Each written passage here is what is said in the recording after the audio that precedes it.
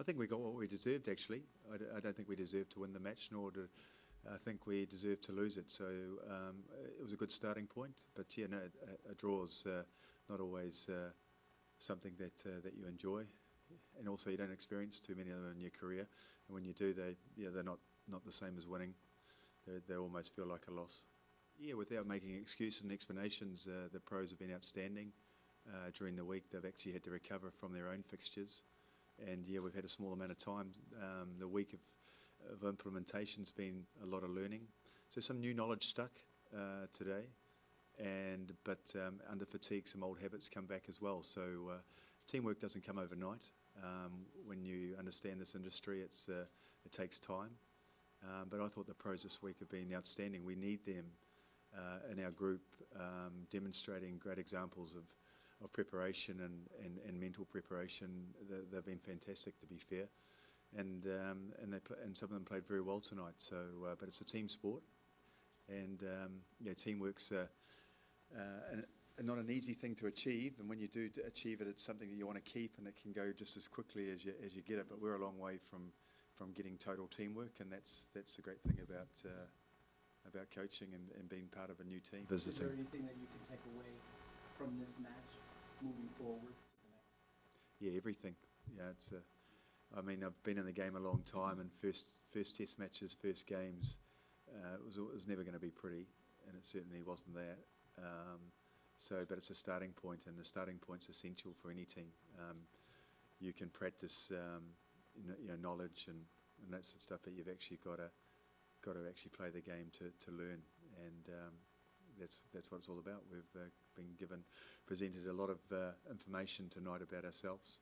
I certainly know more about the group than when I first arrived, and individuals. So that's important. Are you happy with the team's work at the breakdown specifically? I thought we got early to ball really well, but I think there's a lot of improvement in terms of moving the ball quicker from the breakdown, which there was evidence of that in the second half.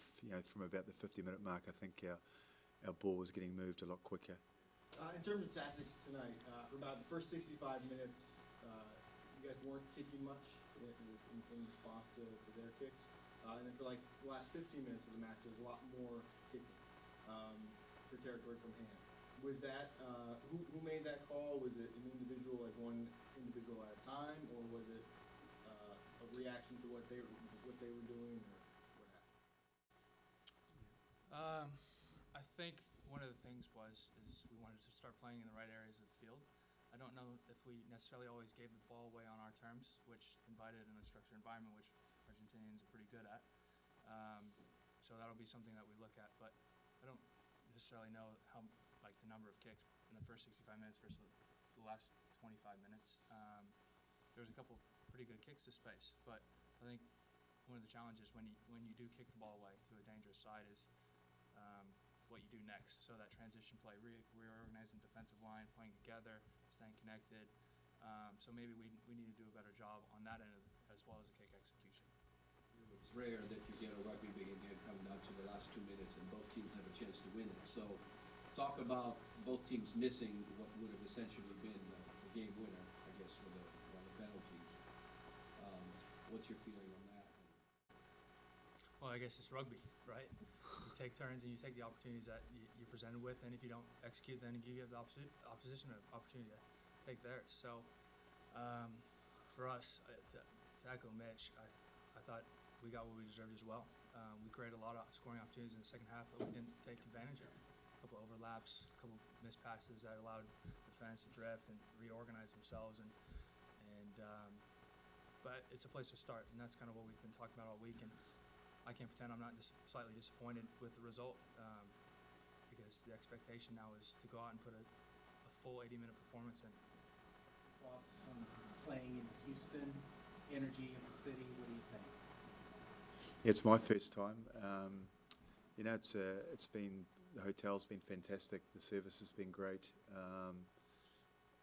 We've obviously had a lot of preparation as well, so we haven't seen too much, to be totally fair, because we've had a lot of work to do. We're still very early stages in our processes. So we focused on that more than going sightseeing, I guess. And our free day was also taken up a little bit this week because of players coming in later.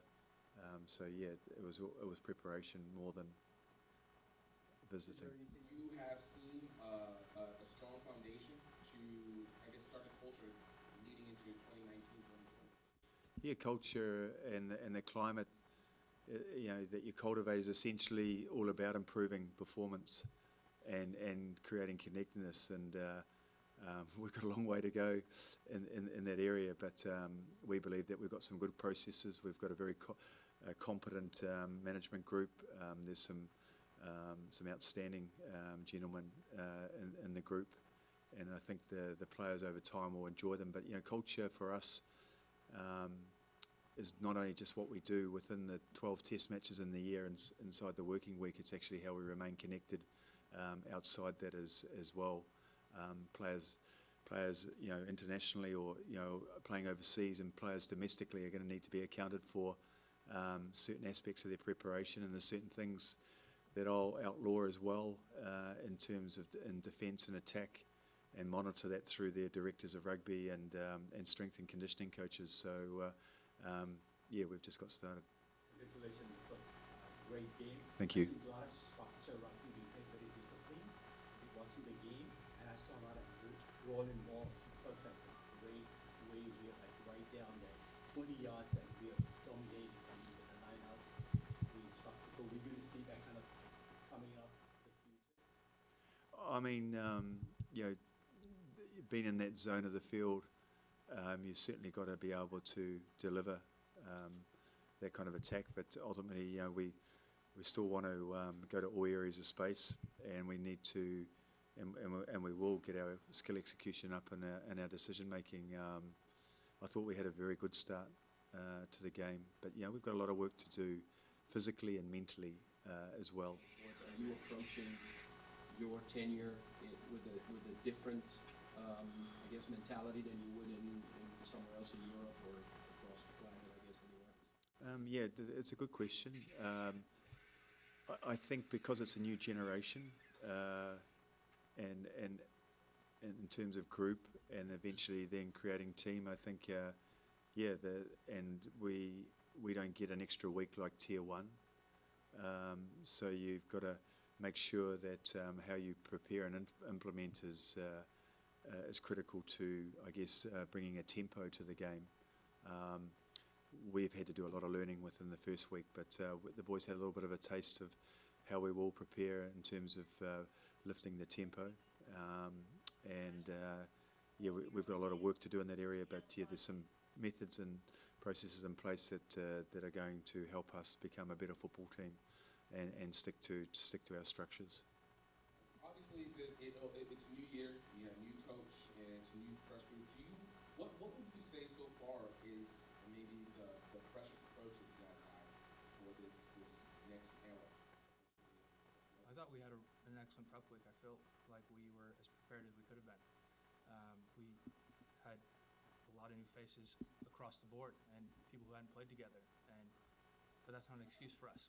We don't accept that anymore, and I think, echoing Mitch, this is the expectation moving forward, is that we continue to learn, continue to apply these lessons in order to improve week by week, day by day, and the culmination of it being that we're in a really good place by the time we get to 2019. John, what's the structure at the moment for who you answer to, and where's Nigel going, and is it the USA Rugby Board? How is all that working together? Because actually I think you're on a cusp here whereby with the Pro League you could really be onto a major thing here. But how's it working admin-wise with all those people involved, and where's Nigel going? What's the structure? Yeah, I'm getting used to the huge and bigness of USA. It's incredible. My geography's certainly been stretched. You've got the Sevens, Mike Friday base being in San Diego. You've got the administration in Boulder, and you've got Alex Maggi in Washington as performance director. So obviously we've got the whole country covered. But But in saying that, I mean, it's having to communicate remotely is a key mechanic in this whole relationship. I report to Alex, and Alex reports to Nigel, from a structural point of view. But I think it's always going to be, management within and management remotely. But it is exciting to have a new professional competition starting. That'll make our domestic players more accounted, and if we can create the ability to mentor and share that accountability and get alignment in what we do, not necessarily saying that this is a particular way that you have to play, but if we can get our players to be better prepared for the intensity of Test rugby, then we're going to move forward nicely. Oh, the athletic potential and the willingness to learn. But players only know what they know. They can only give you what their engine is prepared for. So obviously, from my past, I'm used to athletes that are fully prepared physically and mentally, and without stretching them too far, we'll need to take little steps in terms of becoming a better eagle. Ultimately, that's the responsibility of all of us within the group. The next match against Canada, and you guys know Canada players know Canada very, very well. What do you expect from this week, and also what changed the way you think about making for that match? So some of the professional players will be heading back next week, so we'll have a bit of a transition, but I think the expectation for us remains the same. It's to learn what we can from this match, apply that learning throughout our preparation in the week, and then build for another really important test match.